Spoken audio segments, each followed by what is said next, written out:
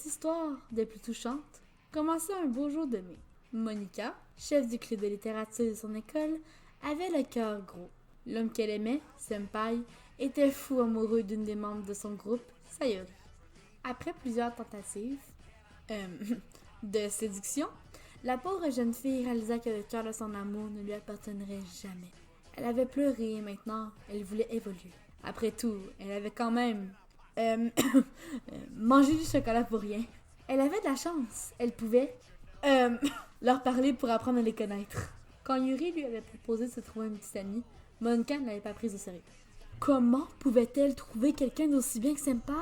Elle l'ignorait. C'est alors qu'une bonne amie vint lui parler. C'était Natsuki. Elle lui dit « Mon, tu devrais peut-être tenter de te promener. Ça peut sembler con, mais les plus belles rencontres se font à l'extérieur et puis... je veux dire, partir pour trouver ton âme. Sayori serait hyper contente pour toi. Je sais que c'est difficile pour toi. Je sais que tu l'aimais et que tu aurais préféré rester chef du club, mais... Dis-toi que rien n'arrive pour rien. » Monica fixa son regard sur cette dernière. Sayori la fixait. Après tout, c'était elle maintenant. Monica acquiesça en lui souriant. Elle prit son sac et se prépara à sortir. « À plus !» dit-elle. Sans n'avait jamais eu de chance. Il était chez Grillby pour la 3e fois aujourd'hui. Le noir, il le broyait bien assez. Depuis le décès de Papyrus, sa vie n'avait plus réellement de sens. Frisk était venu, avait fait ses dommages, et était reparti. Bien sûr, Frisk n'avait pas tué tous les monstres. Mais assez pour que Sans se sente perdu, assis seul. L'humain n'avait épargné que Toriel, Undyne et Métatone, pour une obscure raison. Il ne voulait point les voir, lui rappelant trop ce jour tragique où son frère périt. Il marchait, sans but, au bout du gouffre. Il ignorait que dans quelques minutes, tout changerait pour lui. Elle marchait, courait, pleurait. Elle était perdue, tellement perdue. Après 2 heures de route, elle reprit conscience. Elle était au beau milieu d'une forêt et merde, elle savait pas où elle était. Frustrée, elle jeta son sac par terre et tenta de s'asseoir par terre. Malheureusement, un trou était sous elle et elle tomba. Et merde. San se trouvait au commencement. Il fixait cet endroit où, 6 mois plus tôt, l'humain avait tombé. Il ne pouvait croire que ce petit être avait gâché leur vie. Que se serait-il passé si l'humain avait été pacifique? Nul ne le sait. Si seulement il pouvait retourner en arrière. Alors qu'il avait la tête ailleurs, il entendit un énorme bruit. Relevant sa tête, il aperçut une jeune fille qui, littéralement, lui était tombée dessus. Et merde. Leur premier regard fut plus que catastrophique, mais tout de même magique pour eux. Monica, bouleversée, se releva et dit « Que se passe-t-il? What the fuck, un squelette? » Elle se recula, tentant de comprendre ce qui se passait, puis se dit que si elle avait été capable de toutes les tuer, un squelette, c'était presque normal. Sans lui dit Et qui? Tu fais quoi? Je sais pas. Ben moi non plus. Euh...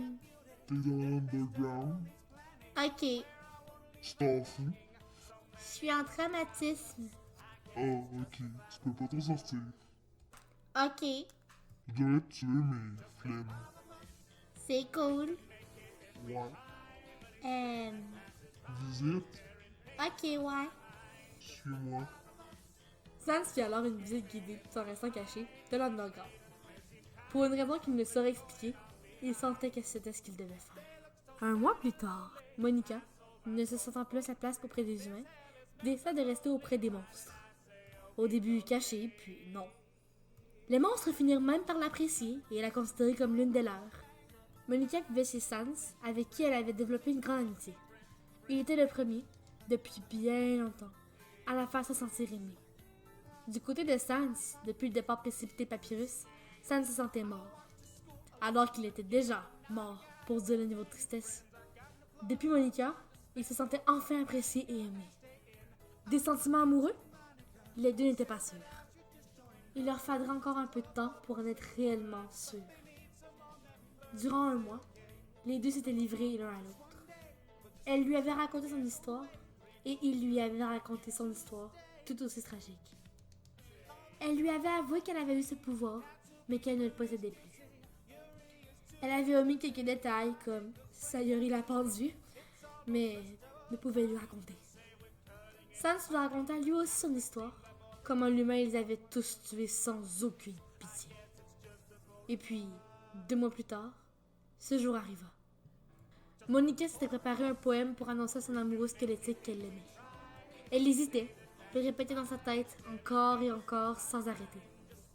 Elle se demandait sur quel ton elle devait lui dire, comment et avec quelle voix, etc. Elle était finalement prête. C'était aujourd'hui ou jamais. Sans était tout aussi stressé qu'elle. En effet, il avait lui aussi comme plan de tout lui avouer aujourd'hui. Il comptait improviser, comme il savait si bien le faire. Il allait tenter de faire le moins de jeu de mots possible. Travail dur pour quelqu'un comme Sans. Il tentait de se concentrer et finalement, il se sentit prêt. Il allait la rejoindre. Mais celle-ci fut plus rapide. Alors qu'il se dirigeait vers sa chambre, elle cognait déjà dans la sienne. C'était le moment. Elle rentra, les joues cramoisies. Elle s'assit devant lui et lui dit « Sans, on doit parler. » Sans, tremblant, lui répondit « Ouais, je dois te parler aussi. » « Ça tombe bien, haha. » Ils se fixèrent, puis Monica reprit la parole. « En fait, Sans, je sais pas comment te le dire, mais je crois que j'ai des sentiments envers toi. Plus que de l'amitié. Plus que tout ça. Je sais que nous nous connaissons que depuis 3 mois, mais mon amour pour toi est sincère et puissante. » Sans restait silencieux, la fixant. Puis rompit le silence en lui disant « Suis-moi. » « Sans, es-tu sûr? Si c'est pas réciproque, je comprends. » « Ne fais que me suivre, ok? » Ok. Monica, hésitante, suivit le plus petit. Il la porta où tout avait commencé. Il la regarda et dit « Moi aussi. »« Quoi? » Moi aussi je t'aime, Monica. Elle était si heureuse que son cœur allait exploser. Je suis si heureuse! Les deux, dans un grand moment, s'embrassèrent, même si Sans n'a pas de lèvres car c'est un squelette. Monica, je dois te dire un secret. Quelque chose tomba alors du buisson. C'était Flowey the Flower. Flowey? J'aime! Sans m'avait demandé de venir ici. C'est vrai? Sans? Mika, je devais te montrer quelque chose. Monica était étourdie. Elle ne se sentait pas bien. Elle allait être malade. Il y a 3 mois, j'ai découvert quelque chose. Flowey, cette fleur, peut revenir dans le temps. J'ai tenté de la convaincre, mais malheureusement, elle n'était pas assez puissante. Pour de foutues raisons. Alors, j'ai demandé comment pouvait-elle retourner dans le temps. Avec 2 hommes. De monstres et d'humains. La bonne nouvelle, nous n'allons pas mourir. Nous allons recommencer nos vies. Il ne s'est rien passé ici, ok? Ça ne va que piquer. Sans fut téléporté, tout comme Monica. Flowey ne se sent pas bien. Que se passe-t-il? Un reset. Pour ce monde, mais aussi pour Flowey. Elle s'évapora en plusieurs particules. 8 mois avant les événements qui n'auront jamais lieu, puisqu'ils ont réussi à remonter dans le temps. Sans est devant l'humain. Papyrus ne l'a pas vu. Son visage est bleu, il le serre. Elle ne respire plus.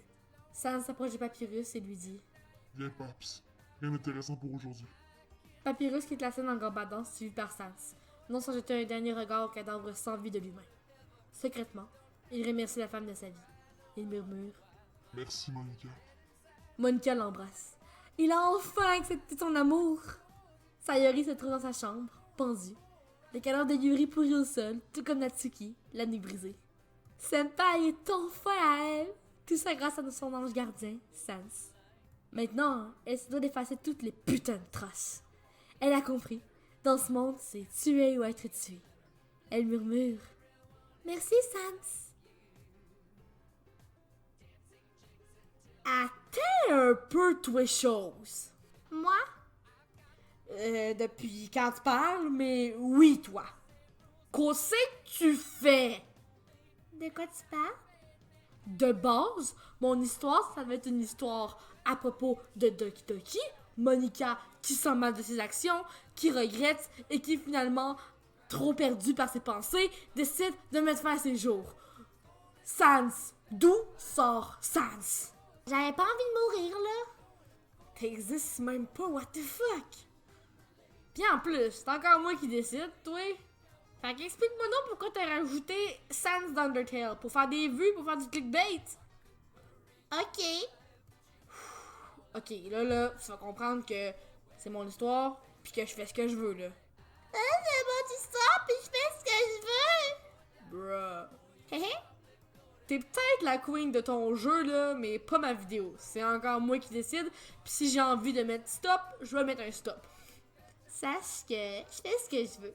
Si j'ai envie de mettre une photo d'une paille en bambou, ben je peux le faire.